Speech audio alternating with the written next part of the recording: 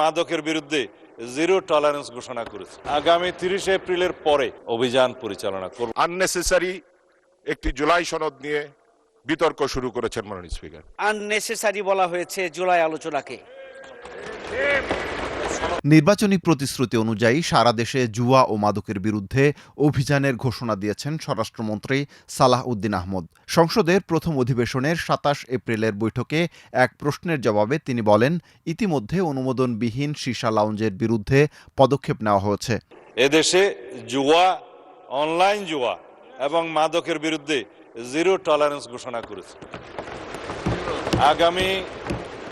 আগামী 30 এপ্রিলের পরে এই মহান সংসদের সেশন শেষ হওয়ার পরে আমরা সমন্বিতভাবে এ বিষয়ে সারা দেশে একটি সুসমন্বিত অভিযান পরিচালনা করব। মাননীয় স্পিকার, এই দেশের যুব সমাজকে রক্ষা করার জন্য এর কোনো বিকল্প নয়। মাননীয় স্পিকার, আপনাকে ধন্যবাদ। এদিন বিরোধী দলের দিকে ইঙ্গিত করে সরকারি দলের হুইপ রকিবুল ইসলাম বলেন, ক্যাম্পাসগুলোতে আবার অশান্তির পায়তারা শুরু হয়েছে। শিক্ষার্থীরা মবের মাধ্যমে ফ্যাসিস্ট আমলে ফিরতে চায় না বলেও মন্তব্য করেন তিনি।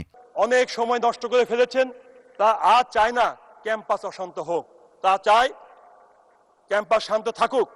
আর কোনো গুপ্ত রাজনীতি তারা দেখতে চায় না, তা চায় প্রকাশ্যে সবকিছুই হবে, উন্মুক্তভাবে রাজনীতির চর্চা হবে এবং যদি রাজনীতির কোনো আলোচনা করতে হয় সবার মতামতের ভিত্তিতেই একটা রূপরেখা তৈরি করা যেতে পারে। মাননীয় স্পিকার, আর চাই না কোনো মব ক্রিয়েট করে ফ্যাসিস্ট আমলের জামানায় আমরা ফিরে যেতে।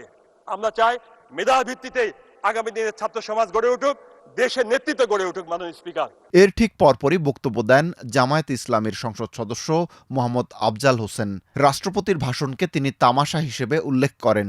অত্যন্ত দুঃখের সাথে বলতে হয়, এই জুলাই যোদ্ধাদেরকে যারা পাখির মতো গুলি করে হত্যা করেছে, জুলাই যুদ্ধকে যারা দেশদ্রোহিতার সাবিল ঘোষণা করেছে, সেই প্রেসিডেন্ট এই সংসদে এসে বক্তব্য দিয়ে ফ্যাসিস্টদেরকে ফ্যাসিস্ট বলে ঘোষণা করেছে।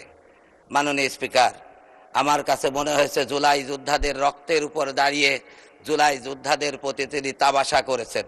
এদিকে বিএনপির সংসদ সদস্য মঞ্জুরুল করিম জুলাই সনদকে আননেসেসারি বা অপ্রয়োজনীয় বলে উল্লেখ করায় সংসদে হইচই ও উত্তেজনা তৈরি হয়। পরে জামায়াতের সংসদ সদস্য নুরুল ইসলাম এ বক্তব্যের সমালোচনা করেন। বিরোধী দলের এক সদস্য এই সংসদে বলেছিলেন, তৎকালীন জুলাই আন্দোলনে স্বরাষ্ট্রমন্ত্রীকে দেখিয়ে এক পুলিশ অফিসার যে ভিডিও দেখাচ্ছিল যে একটা গুলি করলে একটাই মরে, বাকিরা সরে না, যারা সরে না এটা নাকি তারাই ছিলেন। মাননীয় স্পিকার, সেখানে তো আমরাও ছিলাম। মাননীয় স্পিকার, তাহলে আমাদের 400-র অধিক সহযোদ্ধাকে আমরা কিভাবে হারালাম? এই সংসদের প্রথম দিন থেকেই আননেসেসারি একটি জুলাই সনদ নিয়ে বিতর্ক শুরু করেছেন। মাননীয় স্পিকার, তো দুঃখজনকভাবে যে জুলাই গণঅভ্যুত্থানের মাধ্যমে নতুন বাংলাদেশ, যে জুলাই গণঅভ্যুত্থানের ধারাবাহিকতায় আজকের সংসদ, যে জুলাই গণঅভ্যুত্থানের ধারাবাহিকতায় আজকে ট্রেজারি বেঞ্চের সরকার গঠন করেছেন যারা, আজকের এই মহান সংসদে জুলাইকে আননেসেসারি বলা হয়েছে জুলাই আলোচনাকে। ধন্যবাদ। এটি কোনোভাবেই গ্রহণযোগ্য হতে পারে না।